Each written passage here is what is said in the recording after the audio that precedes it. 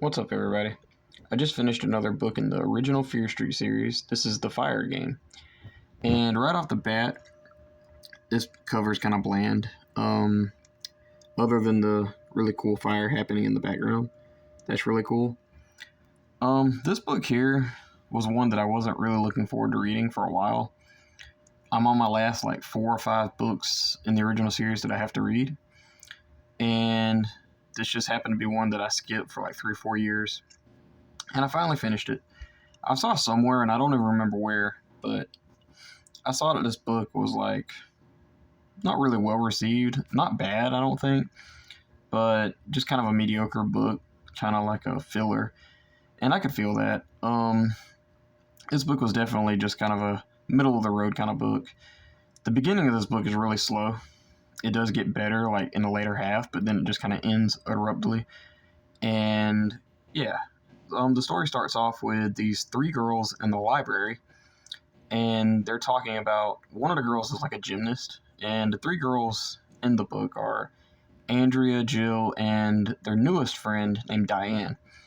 And Andrea is this like Olympic person, like she likes to do the Olympics in her school or whatever, and she wants somebody to like play some music for her while she does it. And Diane mentions she's got this friend named Gabe that's supposed to be coming to town, and she said that he could play guitar, sing, all this cool stuff. And she said that he'd probably be happy to do that for her. We run into like a quick jump scare with these 2 kids named Max and Nick. Max is a really big guy, Nick is a really small guy. That's literally like their descriptions. And they play around with these little lighters, and they accidentally light this like document on fire, and Diane freaks out and runs out of the building. Andrea puts it out and throws it in a wastebasket, or so she thinks.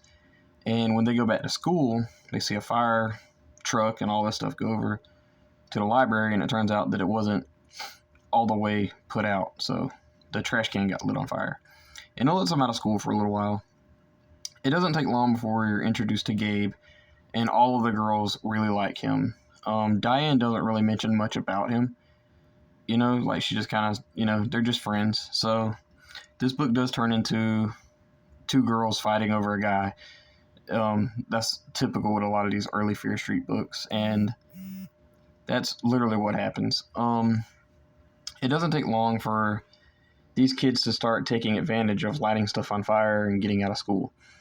And they Max ends up lighting a trash can in the boys' locker room, I think, on fire to get out of school again and go to this cabin and just hang out. And that's mostly what this book is for the beginning portion.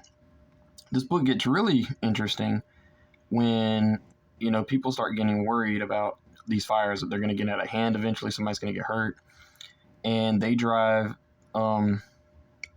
Jill sees 2 of her friends driving to Fear Street. And earlier in the book, they actually mentioned Fear Street because Gabe is like from the city and he wants something to do. And they actually say that we have this haunted street named Fear Street. And Gabe is like, it's really funny because he's like, oh, you guys have a spooky street, So they go to, Jill ends up seeing 2 of her friends go down the road on Fear Street. And they go to light this house on fire. And the next day, it turns out there was somebody in that house, and they died.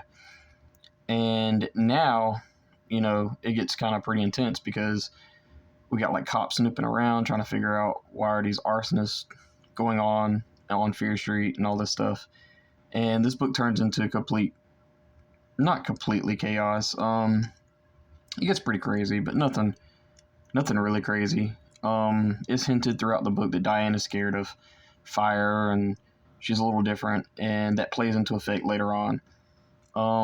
Yeah, this book was just okay. I don't think it was bad. The later half of this book got really good, and there's actually some good tension when it comes to a certain girl trying to run away from somebody else, like in the car trying to escape, and her keys get stolen and different things like that. The book actually gets pretty good. Yeah, but other than that, it just takes a little too long to get going for me. I wouldn't consider this a bad book. I'd consider this just kind of a filler book. I heard somewhere this book was compared to Night Games, and I can see that. Night Games is more of a snowy uh, fire game, but yeah, this book was just fine.